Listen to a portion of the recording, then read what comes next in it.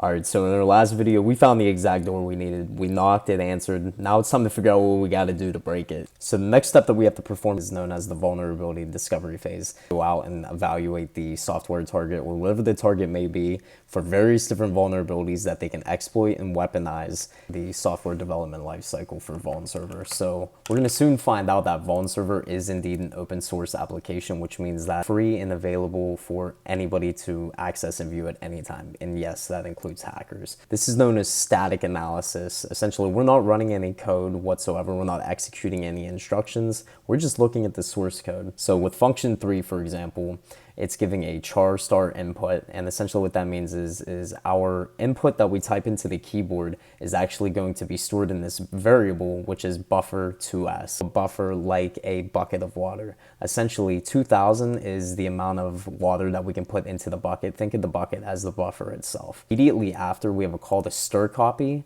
which essentially takes a string and copies it into a different memory location. So our input, which is our pass parameter from our function, which is whatever we type into the keyboard, is actually going to be stored within this buffer. Now, if you see what the problem is, and it's okay if you don't, the problem is that there is no bounds checking to actually say, hey, we've exceeded 2000 bytes. There's none of that here. So what that means is actually we can leverage and weaponize this call to stir copy in order to exceed the bounds of the buffer and actually begin overwriting adjacent memory regions. This means that we can hijack the flow of execution and do what we want it to do. We must understand sources to sinks. Essentially, this function 3 would serve as our source code base right here, and this would be our sink. Discovered that there was a trun command that we can use. Now, I wonder if trun is actually going to be associated with this vulnerability.